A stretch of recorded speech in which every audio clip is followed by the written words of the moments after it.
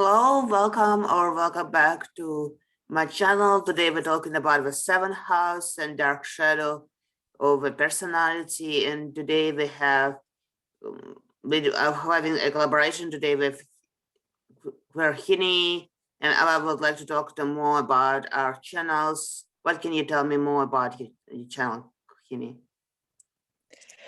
Well, hiya, Chris. First of all, thank you very much for doing this collaboration with me on, we're going to talk about different topics in astrology, and we're going to release both, we're going to release our videos on both of our channels. And yeah, I'm a spiritual astrologer, and I practice Hellenistic traditional astrology mostly. And yeah, I'm really excited to do this. And you can find my channel, those of you watching on Chris's channel right now, you can find my channel at Queer Hini here on YouTube. Okay, so I'm a spiritual astrologer myself. I have been working with clients for 3 years, and I have my own channel, Chris Astrology, which you can check up on YouTube. And I mostly do the synastry, transit, and birth chart readings, and I specialize in Placidus system. Aye, Placidus system. I think that's the best one. I mean, it's the one that I like the most. Yeah, we have this one in common, yeah. And yeah, my pronouns are they, them. My pronouns are him, his, and sometimes I use they, them. Perfect. Yeah, so we're going to talk about the seventh house and the shadow. Yeah, so can you tell me more about seventh house? How do you see it? Because like it has like a lot of different things. Like I find it interesting because usually people assume what seventh house is only about like marriage and like partnerships, but like to be honest, it's like much more deeper. Like I have dark sides of personality, it has like open enemies, and like it has like much more history than just partnership and marriage. I totally agree. That goes much deeper than just marriage. And I think one of the reasons is because I think in a lot of astrology consultation, people like to know about, especially traditional astrology over the centuries, people liked to know more about their marriage, like when they should get married, marry this person, what's their partner up to, and all this kind of jazz. And so I think that has diluted the understanding. But in traditionally, from my understanding, it's actually about all others. So not just the partner, but as you mentioned, this includes open enemies. This includes your sister, your mother, anyone that is other to you or opposed to you in some cases. And quite this is the opposite, the first house or the ascendant, right? It's like usually very obvious enemies or very obvious opposites. And I sometimes include in this house oppositions. So anything else oppositional, so it doesn't have to be a person. Yes, that's kind of my sort of initial little add-on to that. Yeah, like I also like wanted to add that like sometimes like I'm not sure how accurate it is, but like I heard a theory, but like it also like shows how you can like teach more about yourself from like communication with others. But like it's like shows how you like in communication with other people as well. Aye, that's so interesting as well, because the seventh house, as we know, is situated with the descendant. And sometimes I hear the descendant being called the second rising sign or the second descendant. And with the ascendant, first of all, a lot of interpretations go that this is how you come across. It is you, your body, your actual self, individual. But the descendant is kind of that hidden part of you that also comes across. And so some do, or in my older this I did also with the seventh house include how we project ourselves onto the other. And with the seventh and the eighth house, we're not going to talk eighth today, but the seventh and the eighth, I often together in this sense of manipulation. So the seventh house we might project onto others, and the house kind of sort of the baggage, the emotional baggage, if you like, hidden parts of the other. And if we're going to talk partners, then the 8th house would be kind of the less romantic sides of that person you marry. Yeah, like I have The like truth. 7 houses like marriage, and like 8 houses what comes after marriage, like the shared resources, the sexual Yeah, history, like all like things which come after marriage. I totally agree. I totally agree. And I think if we only see the 7th house as just other people or just our partner, it can encourage us to not see certain sides of ourselves, because of course, as you said, yes, it's our interaction with other people. Yeah. And what is your opinion about intercepted 7th house? Intercepted 7th house, that's really interesting. So I don't have this in my own chart, but I do have some interceptions in my 5th and 11th houses. Now, the way I interpret interceptions in general is that the sign that's intercepted is kind of swallowed by the house it's in. And so the energy of that sign, or the flavor of that sign, is kind of out of our control. It's out of the native's control, or in some way it affects in a very profound or very, very uncontrollable, so the native's life, or some aspects of the native's life. In this sense, it would be the 7th house. So it could, or like, your marriage partner is completely from somewhere else, or is completely out of your control, or is just out of this world somehow. And then the 1st house, of course, would also be intercepted. So this would be yourself as well, yourself, your body, your health, your itself, would also be somewhat like out of this world, or swallowed, or out of your control. And then if we have planets in these intercepted signs, then my interpretation also goes that those planets too are out of your control, and they're much harder for us to work with consciously. Yeah, I was How about thinking about you? I was thinking about intercepted house is a little bit like the opposition of a stellium, because like stellium, like I have stellium in 7th house, and like I'm Wow. very like focused on like partnership, like I'm focused like on relationships, like it's very important to me. And, like I think like interception people more focused like other things, because like they can be interested in relationship, but like they're more interested like in their career first or something like this. Mm-mm. Yeah, I think um, definitely. Oh my gosh, if you have a stellium in any house, even if it's not intercepted, that's, yeah, a lot of life focus on those themes. And what I find with intercepted houses in particular, and then with a stellium in the intercepted house, it's like, whether you like it or not, or whether you try to or not, those themes are super duper prominent in your life. Like, if we were to write um, a biography of a person who passes, the main themes of that person's life would be the house that they have that interception and that stellium. Yeah. Yeah, like for example, like I told Hini that like I'm studying to be a marriage and family therapist, so, like 7th house is marriage, so like it's kind of like shows that like I'm on the right career path, because my stellium is in the 7th house, so like I focus my career on the 7th house, because like unfortunately like my 10th house and 6th house are empty. Mm-mm. So like there was like some confusion about like what career should I take, so like I replace it with kind of with my 7th house in my career. Yeah. I mean, when I look at, so with clients, when I look at, if I have a therapist client, or I sometimes had psychic clients, or other clients who work on this kind of one-to-one basis, I often find lots of planets in the 7th and or 8th houses. And so, yeah, even if you don't have lots of planets in the 10th house, or lots of action going on in your career house, maybe, yeah, we can find this in the 7th, dealing with the other being a big part of your work. Yeah. Yeah, like I don't have planets in 8th house, but I have my dark moon Lilith and my north node in 8th house.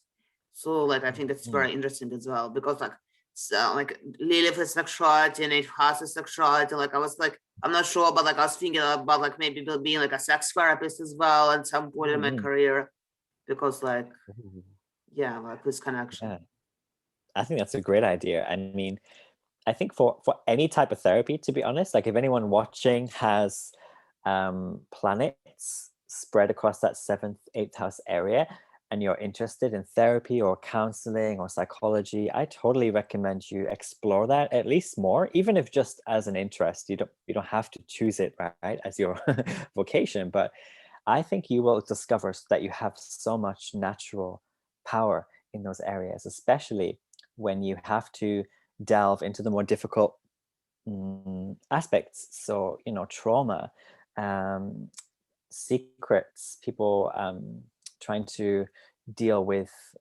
themes of manipulation, codependency in relationships, narcissism, like all kinds of things. Yeah. I think if you have planets in the seventh and eighth, you can naturally, if not understand, you can naturally anyway engage with those themes with the other. And I also think that such people who have plans in seventh house are very good in working with clients because like they have like one-on-one connections. So it's like very like maybe it's not easy to find to like build a fan base, but like it's easy like to build connection when people already approached you. Yes, I agree with that as well. And also what I find with okay, two things that I'm thinking of right now as you said that. So the first thing is when people have lots of planets in the seventh or eighth house, they also tend to be, unless they don't know themselves very well, but they tend to be very good at dealing with enemies. So they tend to have this great diplomatic skill. So it's very interesting.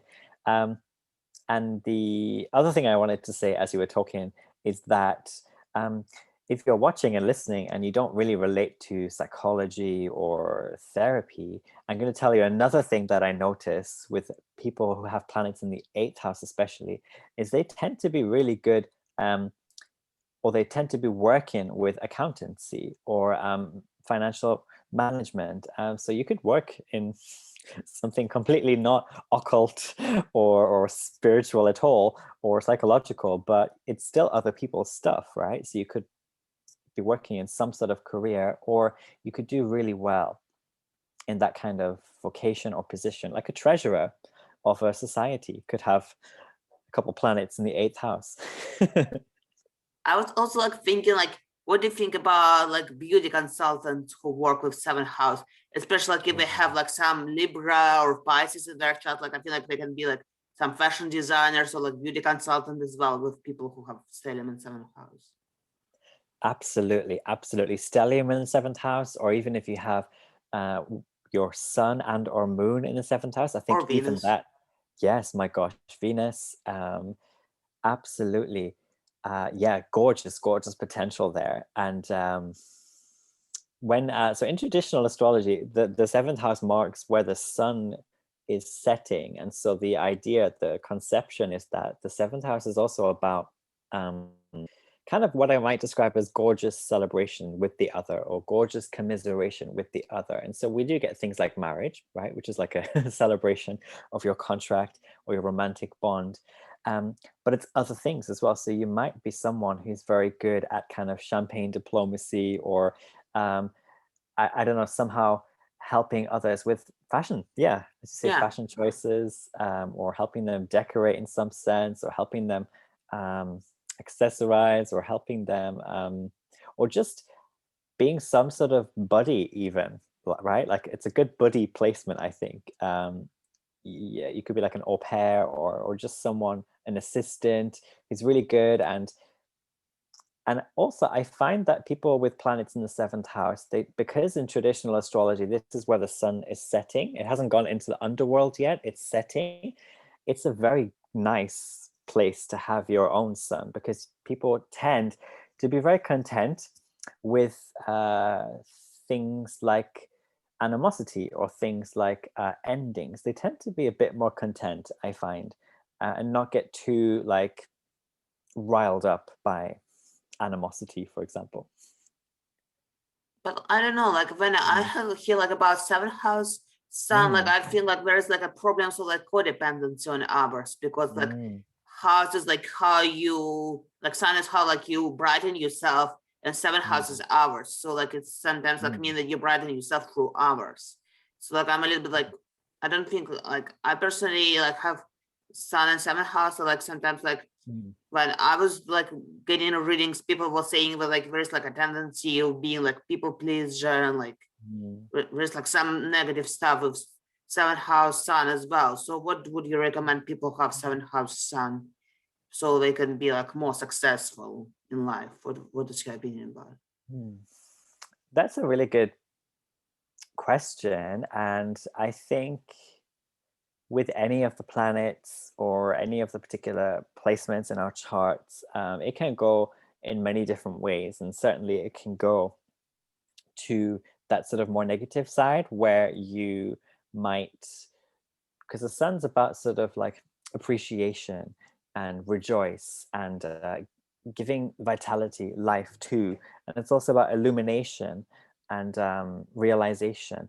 But someone who doesn't have so much control or familiarity with their sun, they might put too much of that, yes, on the other. So over appreciating the other, over giving that joy, that happiness, that rejoice to the other. So yeah, you might want to look out for that, especially if you have the sun in a sign like Libra, or Pisces, or Virgo. I call especially Virgo and Pisces the doormat energies. They can very easily become this easy to walk over type of energy. So watch out for that. And I guess one way to counter this is to channel your first house energies. So whenever we have an issue with one house, look to the opposite house and see if we can channel some of that to strike a bit of balance.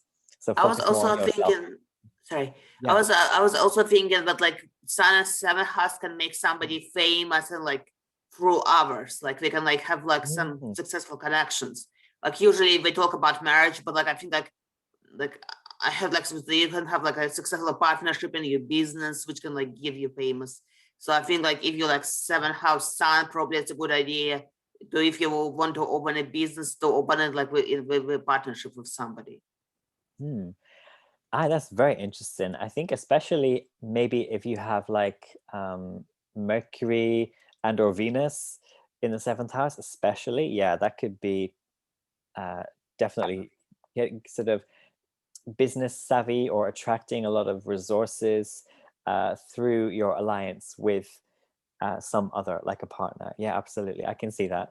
Yeah. Also, like I don't know, like I have like a theory, like I wanted to hear your opinion about it. But people who have planets and like especially stellium, but just planets in seventh house, they usually tend to get married early. What's your opinion about it? Well, it's definitely the case in my partner. We got married very early.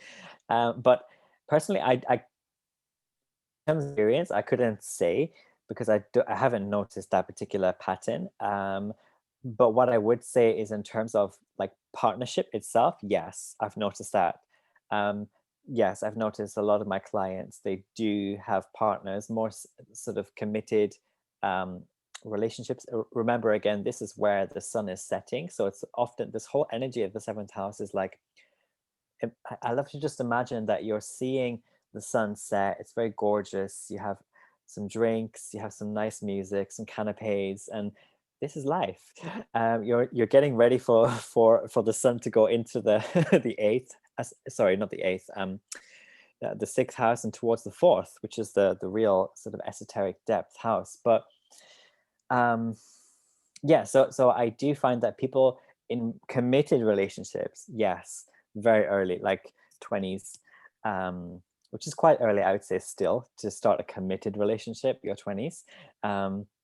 But marriage, maybe the reason I don't notice marriage so much is because of society. And most of my clients, they just tend to have a different attitude towards marriage. So while they don't officially sign those contracts, they're still actually, yeah, settling in Yeah, some other sense, right? yeah, but like marriage is not always like just a contract. You can Yeah. like settle down. Like if you're like 10 years with somebody in a relationship, like it's still committed. Like no matter if you have papers or not. Like yeah, Exactly. So it's, yeah, it's like a, yeah, unions with the other, right? Any kind of yeah, union. yeah.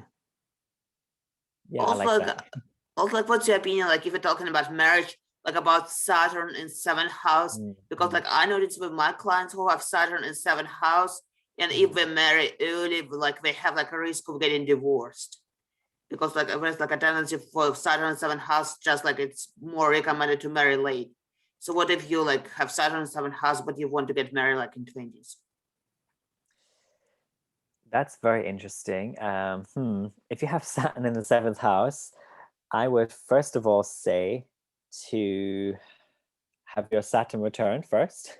Have your Saturn return, because your Saturn return is going to be all about partners or other people. So it's extra important for you to wait for your Saturn return if you're asking about marriage or partnership, because yeah, you might find that if you do marry or have this union in your teens or early 20s, that once you're 27, 28, 29, something big happens where yeah, there could be divorce in the undesirable senses. Yeah, there could be, or maybe it's not undesirable, maybe it was meant to be, but yeah, like, but that's the general thing as well, right? Wait for our Saturn return before we make very, very serious commitments. Yeah, like Saturn return is also like very interesting topic, because like it's also interesting because like he had his where Saturn return, and I didn't have mine yet. Yeah, yeah. So I'm speaking from experience here. Like, yeah, Saturn return can be a very, very, very transformative part of your lifetime of your life. And but yeah, to go back to the 7th house, if you have if you have your natal Saturn there, what you also might find is that your father is your partner in some sense. Your father is like a life partner. Maybe you go into business with your father, or maybe in your life your father was like some sort of partner to you. So that's very interesting. And also the father could be very easily opposed to you, or very much your enemy in life somehow.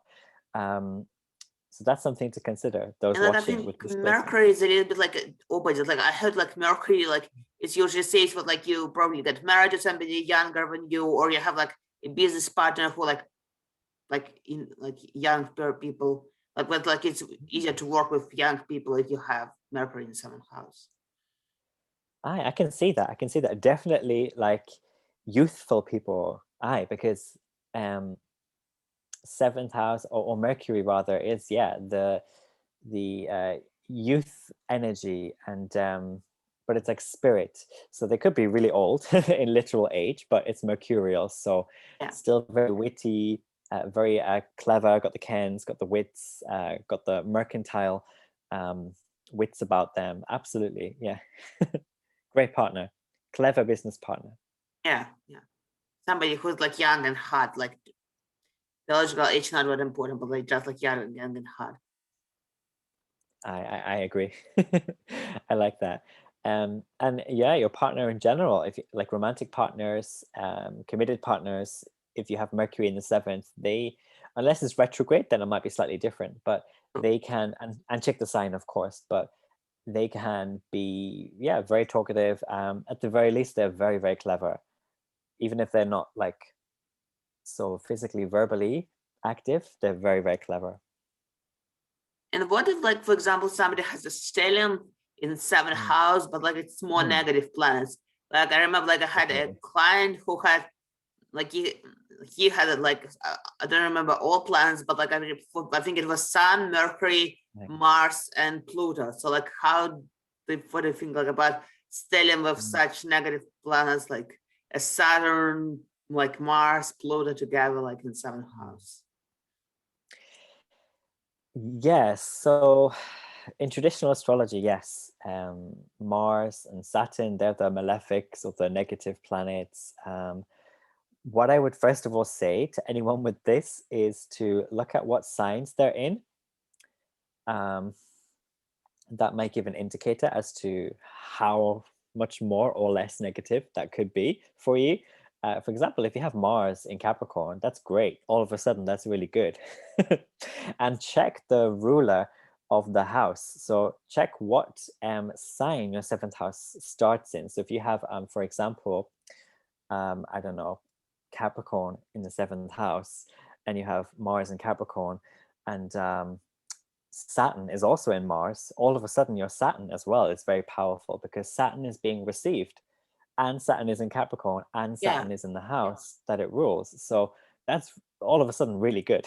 And Saturn is also a rule of Capricorn. So exactly. So that's amazing. I mean, it could be really amazing. Of course, it could also, as you say, be very negative. You could have, for example, a partner who's very serious, very melancholic, but also very volatile or angry, and very pushy. You could meet very like stereotypically masculine kind of daddy type partners as well.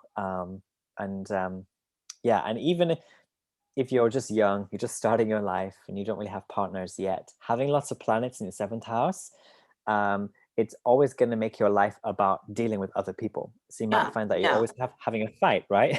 Fighting with because like as we others. said before, 7th house is not only marriage, it's just like all other people. So Aye. yeah, so it's Exactly. something to remember. Do you have any questions for me? Yes, I have lots of questions for you. So my first question is, so we were going to talk today, right, about the shadow, shadow side, shadow work, and what sort of sparked your interest in these topics? Like I feel like shadow side is like very interesting because it's like what we see in ours. Like as we said before, like 7th house is our people. So shadow side is very interesting because like it's part of yourself, but you see it more like in our people. Like Jung was talking about shadow side, saying that like we usually, I don't want to say it's hate, but like sometimes like not attracted to other people because they have some things which you find negative, but most likely it's because you have same traits of yourself and you just see like your dark side in other people. And like the 7th house is kind of can show you what the traits can be. For example, like if you have like Mars in 7th houses, mean you can be sometimes aggressive, but like you're aggressive only with like people you're close to, like in one-on-one contact. So you think that's like somebody who is your partner or like close friend, but like they fall that you way making you angry. But like on the other hand, it's just because like you have like some tendencies, like negative tendencies, but you just see them when you talk to others. And like working on your shadow self, you can better understand how you can like deal with them, and 7th house can show you what the traits can be. I like that. And so you mentioned Jung as well. And I don't really know much about Jungian astrology or what astrologers have drawn from Jung's work. But did Jung ever mention any particular planets, or is there anything that like stuck out for you in terms of Jung? Like Jung didn't do astrology himself, but like he had like just a symbolism of a shadow, like a dark side of a person, which we see only when interacting with other people. And there were like several books, which I can show in the link below, that talked about putting this tendency to discuss more about 7th house. So like Jung, he was a psychologist, like he was an astrologist, so like he didn't talk much about planets, but like he talked about shadow side, which later was developed into 7th house idea. Aye, that's grand. Because I've heard about Jung so much among astrologers, and like I knew he was like a more of a psychologist, right? Yeah, he was like one of the first big psychologists. Yeah. And yeah, a lot of these modern or contemporary astrologers really seem to like his work and drawing on his work when talking about the 7th house, and also when talking about like the moon sign. So really interesting. I think it's also interesting, like it's not about astrology, but like also if you're interested like in Mars bricks, it was also based on ideas of Jung. So like Jung had like done a lot of like different fields which now are very popular. Yeah, I'd love to read more. So I hope Chris that you put some links below. Yeah, I will put some links. I myself will look. Yeah. I'll do some reading.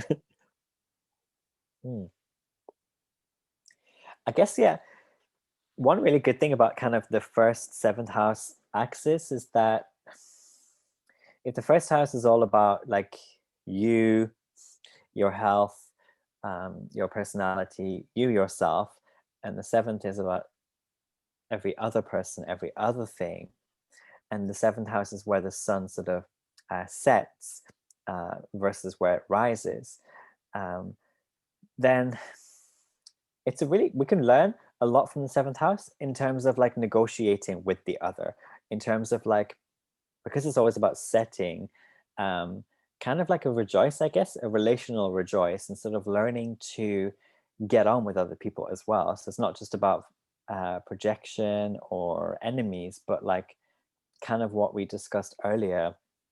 If you have like lots of planets in the seventh house, you might be really good at um, dealing with the enemy, but also like just coming to terms with differences, coming to terms with the fact that I'm not perfect and this other person's not perfect. So let's just have a drink, or let's Yeah, just and make learn sure from each we're other. going. Yeah. Mm-hmm. Yeah, yeah, going the same direction. It's kind of like so I have in one of my tarot decks the Lover's card, and it has so for the Lover's card it has two birds, and they're not like flying on the same level, but they're flying in the same Mm-hmm. directions.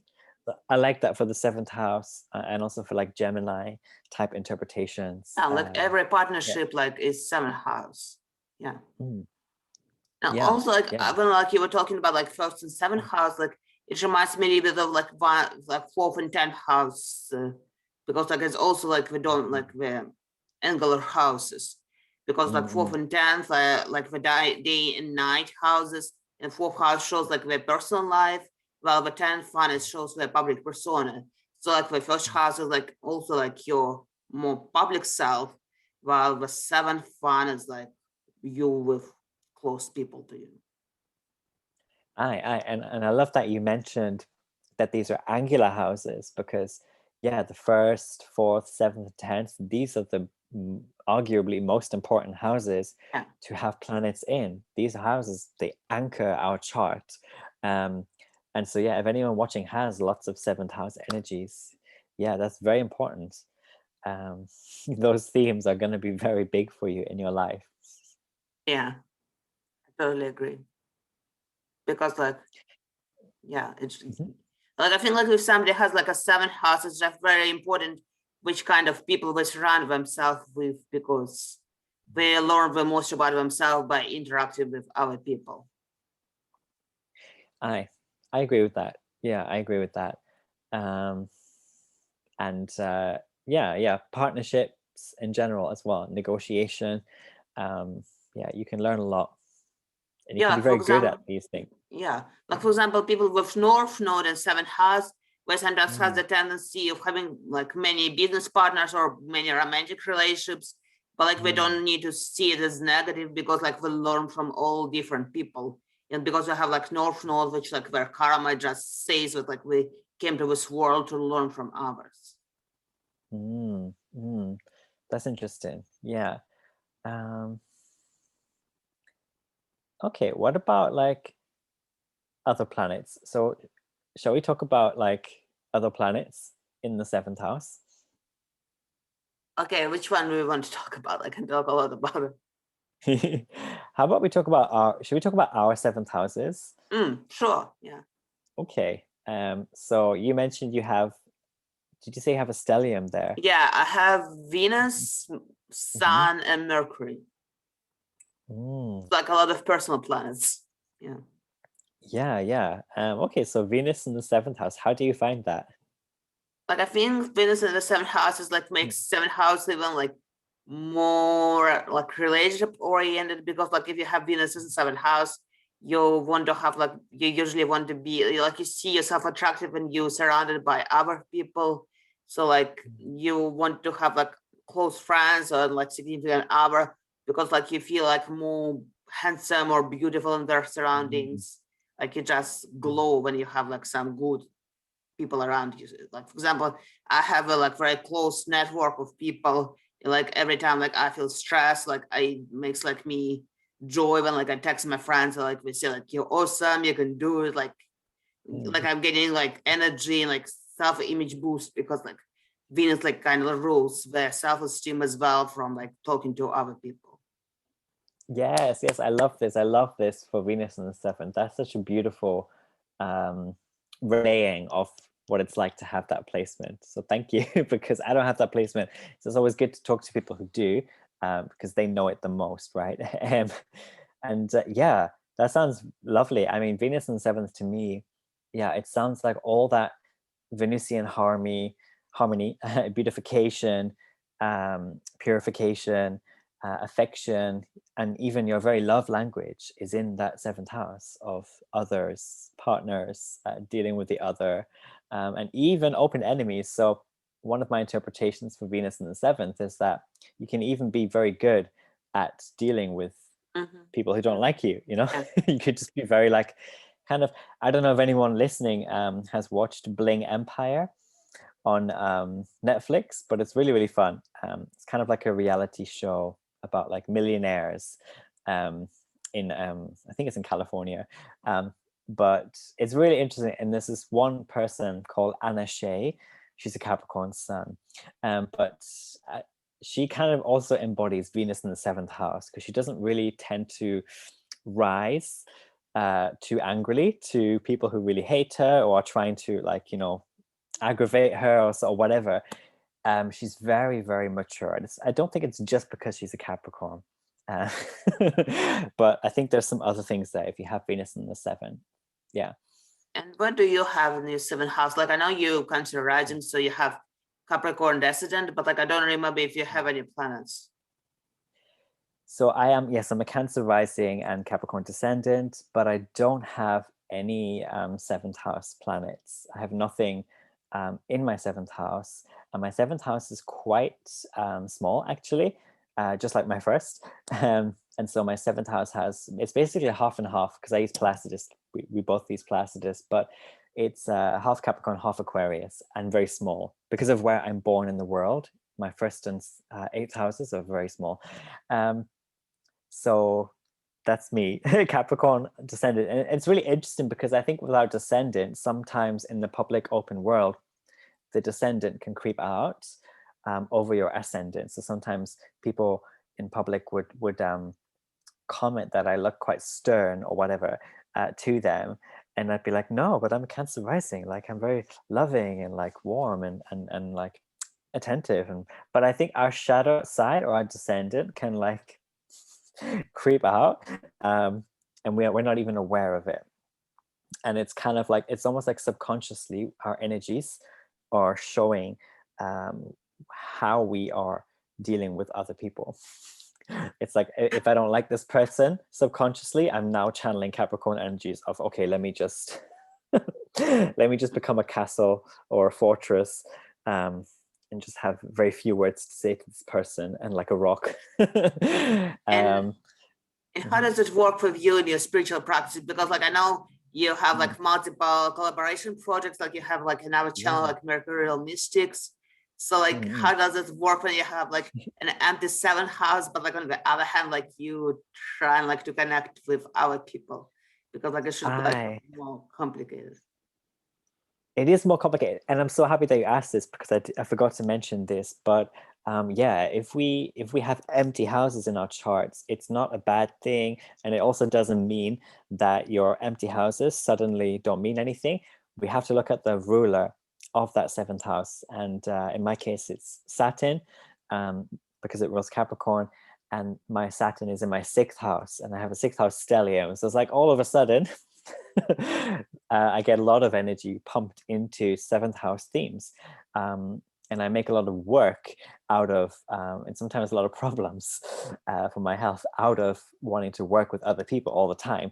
So that's something, and this could translate in different ways. You know, if your seventh house ruler is in the sixth house, you might have romantic relationships that feel like work, or you might, you might marry someone when you're sick or suffering, because the sixth house is about suffering and illness and like problems and toil. So that could be one way. that seventh house ruler in the sixth plays out for you. Yeah, it depends on the planet as well, as to how negative or positive it could be. Yeah, I think that was pretty interesting because like Queer has most severe planets like in 10th and 6th house, while I have most of my planets in 7th house and I have 10 and then 6th house empty. So like it's kind of like Oh, interesting. I actually don't have any planets in my 10th. You don't? And I thought you had some. Right now, I have just Chiron going through my 10th in real time, but I don't have any 10th house planets. Most of my planets are in my 3rd, 4th, and then, yes, my 6th house. Yes, that's Yeah, where I get a lot. I just remember the 6th house, and probably like I projected in the 10th house because like they both kind of like career houses. Yeah. That's why I think I had like this association in my mind. but yeah, I mean, so to go back to seventh house, yeah, that's my 7th house basically, and I don't have any planets there, so that's why I'm really interested in how you kind of find your natal planets there. So you talked about your Venus and you have Mercury there. We kind of talked a bit about that. Your sun is there as well, right? Yeah. Like Yeah. so like if we talked about Venus, let's talk about Jupiter. Oh, Jupiter. Yeah, Like it's okay. all about Jupiter in the benefics, so 7th. like it's also interesting to discuss. Like I had like Jupiter sometimes can get like several marriages, but also it's a benefic planet. So like how does it work? Okay, so I think so sometimes there's a little overlap with, for example, Venus for Jupiter, because I mean, in the 7th house, so Jupiter in the 7th house could also be very kind of optimistic about open enemies. So kind of like you might feel like you cannot be defeated by people. You might be very confident in conflict. You might be very lucky as well in conflict. So even if you have huge haters, because it's likely someone with Jupiter in the 7th has huge haters or a lot of haters, but still there's a sense of like luck, or even if there isn't much luck, Jupiter, especially in traditional astrology and in Vedic astrology as well, Jupiter has much more like serious interpretations. It's actually more about like heavy lessons, but even though the lesson is heavy, it's still, you still get some optimism or some wisdom out of what happened. So maybe you go through a huge divorce, which is dramatic. It's like a Greek tragedy, right? Your divorce, but you come out of it with huge wisdom, or that kind of, yeah, that silver lining in the cloud type of attitude. So yeah, as you say, it's a benefic. Even if you go through awful experiences, it could be actually, in the end, fine. You'll be I was fine. also thinking that like it probably can like for people with Jupiter in 7th house, probably it's also like good idea to work with like international trade because like 7th house is like clients, so like Jupiter rules like foreign cultures. So probably like some international trade, international partnerships can be very beneficial. Well, yeah, from my understanding, definitely, like, yes, but if you're a business person, you're engaging with other people, most likely you are in business. But yeah, making it as big as you can go, basically, the bigger the Yeah. better with Jupiter, and that, yeah, definitely can include going beyond your borders, or beyond your like city, and just trying to expand, and probably you're gonna get quite far that way. Yeah, like I think it can even make you a little bit wealthy because like I know like Jupiter in 1st and 2nd house usually associated with wealth, but like I personally think with like Jupiter in 7th can also give you wealth because like you just like usually like you benefit from other people, like other people like you, so it's a pretty good placement. Oh yeah. And maybe you marry someone or you partner with someone who has a lot of money or a lot of something, um, or they're very, very abundant. They're very Jupiterian, so they're very full of life and laughter. They could be that type. The sign will give some more indication, of course, and also the condition of Jupiter. But in general, yeah, happiness and luck and money. Yeah, but same as like Sun and 7th house can also bring you fame for punishment. Yeah, I agree. Okay, so what else can we talk about in terms of today's topics? I was wondering if you have any questions. Yes. So when you because I know you do you're sort of if I can mention this, you're studying to be a counselor, right? Yeah, Or psychology. therapist. So I guess either now or in future you get quite a few people dealing with their shadow side and doing shadow work. So I'm always interested to talk to astrologers like this who are doing work not just to like tell their clients, this is your chart, this is you, but you're also helping the client recognize maybe some sides of ourselves that we don't want to admit or we don't want to see, but that which can help us grow through the shadow. So I wondered if, first of all, you could talk about what your idea of shadow work is first. And then secondly, if you could tell us a little bit about like, if you have current clients like this, how you go about that work, or in future, how you think you might go about I think this it's kind also of, interesting, yeah. like it was also mentioned by Young.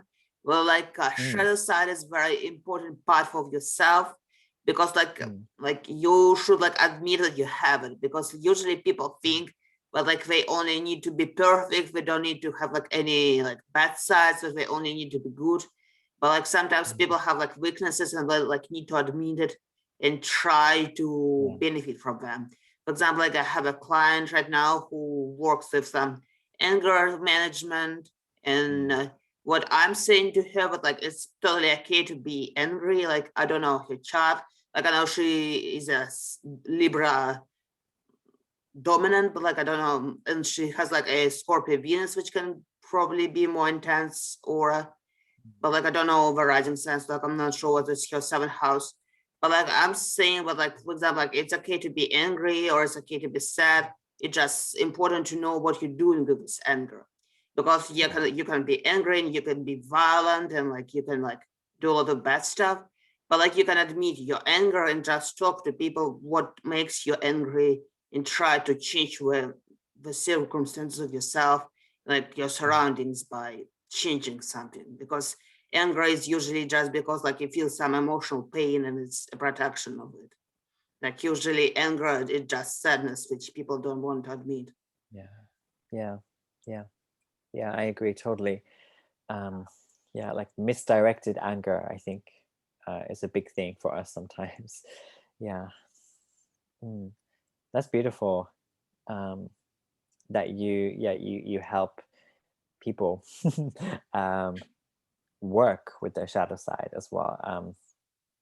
Yeah, like I That's don't kind of, say that I work with your shadow side because it's more like my psychology client than astrology one, but like I think like psychology, astrology, enneagram, like Myers-Briggs is gonna be all be combined. Like I even like thinking maybe doing like some enneagram videos on my channel someday, because like it's not astrology, but like it's also like which can show a lot about people's like soul and like their connection to other people. So I think we need to like use spirituality further, not just focus like on one subject. We just need to see them all in general. cool. I like that. Yeah, integrative approach. Cool. Yeah, like combine the best things of like all we have. Okay, what about moon in the seventh house? Yeah, What are your we thoughts didn't on? talk Yeah. about it here. Like I think that these people are very emotionally connected to their partners. Like I think it's kind of similar to Venus, because like they find the security and safety in their partnership. Like probably they also need like some validation. For example, like I have a client who had like moon in Pisces in seventh house, and he was like trying to connect to other people romantically just to feel more secure, because like he had like a lot of like psychological problems he was going through, and like he was finding like a security, safety net in his connection he had. That's interesting. Yeah, I like the moon in Pisces placement on its own as well. Yeah, attachment to partners. Yeah, I can see that.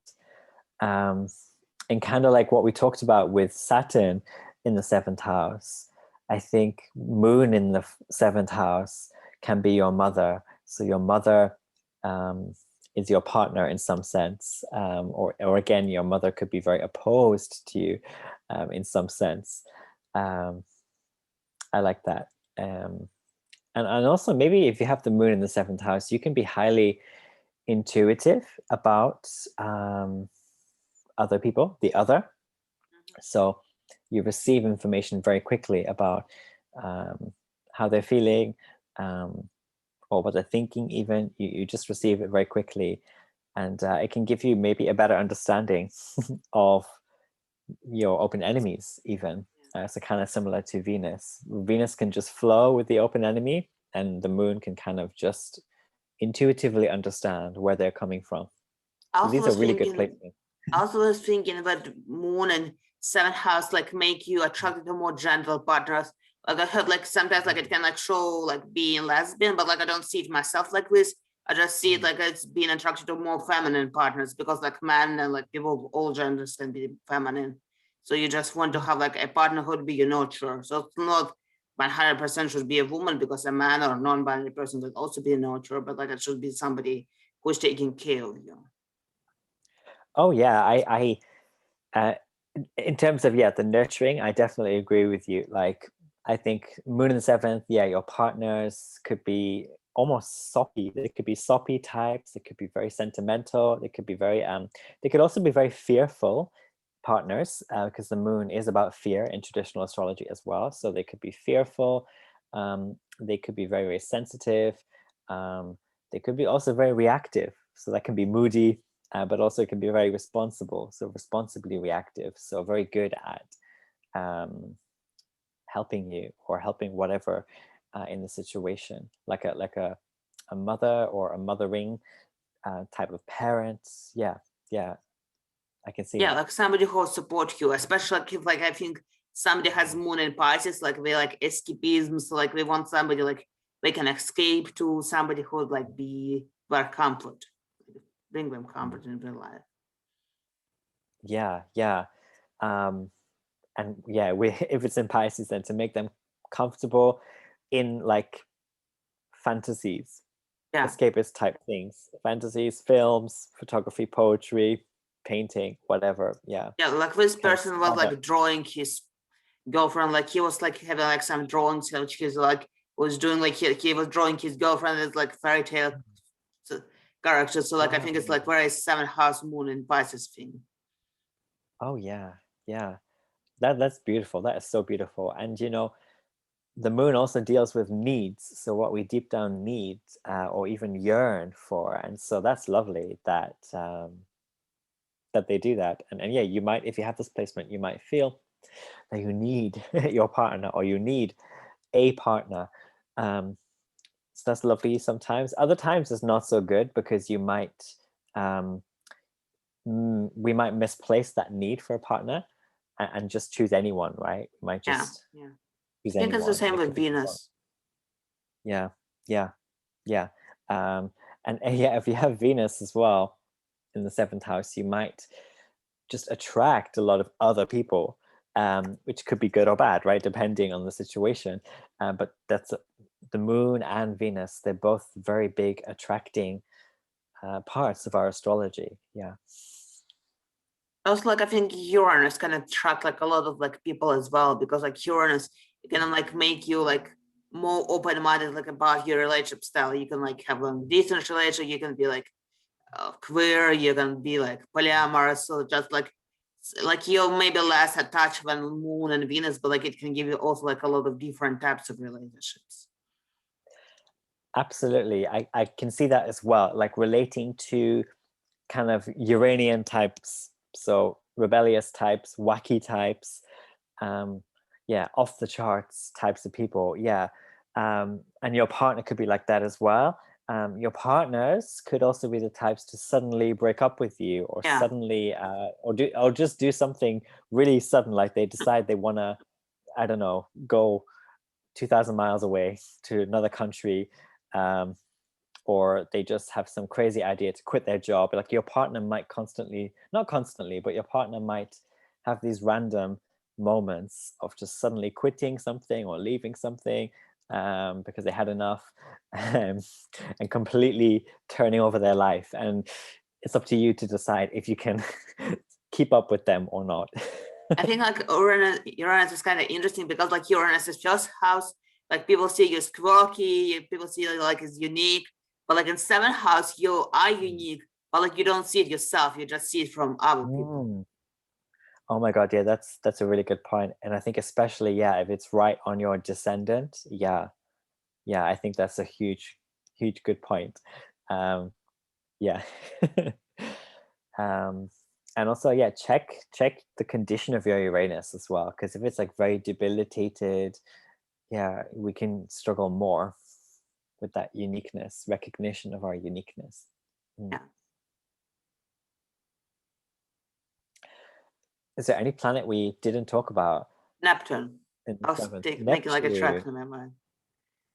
Okay, so what's your take on Neptune in the seventh house then? I think it's pretty complicated because like people in Mm. seventh house can go two ways. Like one way is pretty popular, like pretty happy, but like we can meet our soulmate and have like ideal Mm. relationship. But like on the other hand, like Neptune is kind of like you see everything through like rose glasses. So like sometimes like you can think you have a soulmate, but like in the real life, we're not your soulmates. You just think they are. Mm. So like Yeah. you don't see like not even your partner, but you don't see like our people clearly. So like it's good because like you usually very like kind and open to other people, but on the other hand, like you can be more easily manipulated. Yeah. I agree with everything you said. Like, yeah, Neptune in the seventh house, your partner could be the most um, wonderful type of partner. Very much what you fantasized about, very much what you imagined. Um, but then I also feel that they could also, your partner could also be someone who is a martyr of some sort, or someone who surrenders themselves somehow, maybe too much, they surrender themselves. But yeah, they could also be very manipulative, not necessarily deliberately. You could manipulate through like half truths, or omitting the truth. And this doesn't have to be relationships, it could be just other people in general are always lying to you or telling some half truth, or they're always kind of confusing you and or themselves, because this is what Neptune does as well. It's about confusion and like mist or water, something we cannot quite touch. And another thing is that, yeah, your partner could be very, very, very spiritual, like amazingly spiritual in some sense. They could be very, very addicted to something in some sense. Yeah, like I want to just hate myself, but like sometimes like there is a risk that like your partner can have substance abuse issues. Oh yeah, absolutely. Unfortunately. So yeah, it could really, yeah, go quite a few ways, and they could be they're all very like extreme ways that they can go. Yeah, they could be very magical types of people as well, very magical, your partners.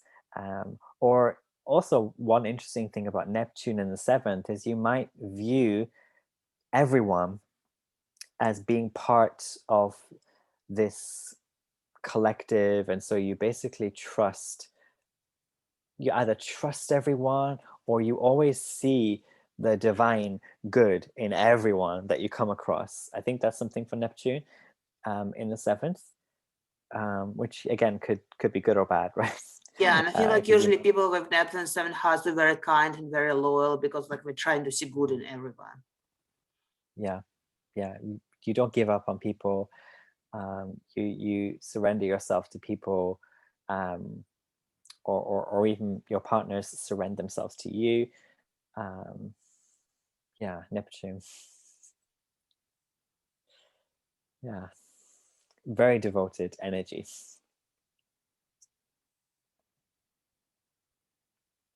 What else? Are we missing anything? We talked about all planets, like it's Yeah. yeah. I think we touched on everything. Yeah. Yeah. We talked a lot about the shadow, Yeah. especially this first 7th house axis. Eighth house connection. Yeah. Yeah. Because Yeah. like it 7th has and like also darkness, so like it's interesting how they Mhm. interconnect. Like how you mentioned Yeah. about it. Yeah. The 8th house, darkness, shared resources, debt, fear, quite a lot of things that can connect to your 7th house or to your partner. Cool. Yeah. Shall we end it here, I Chris? think so. Yeah, like we talked about everything. Yeah. Yeah. Like we This talked is for really about an hour, so like I think like it's pretty much a good timeline for people. Yeah, I think an hour is good. Yeah. This was so fun, and I hope so what's our next topic going to be? I don't remember, but we do have another topic planned. I was thinking we can do like a 4th house or an 8th house, because like talk a lot about it today, so like probably it would be interesting to talk more about it. Okay, cool. 4th or 8th house. And also, if you're watching our video, let us know in the comments as well what do you want to topic- what do you want to hear more about? Like follow us on YouTube, on Instagram, like I'll put all links below. Yes, and please share with us your 7th house placement. We shared ours, so you should share yours as well. Yeah. I want to hear like what you think about the video. Yeah. Me too. Well, thank you very much, Chris. It's so fun. And, thank you. Take care. Have a nice day, everyone. Bye-bye.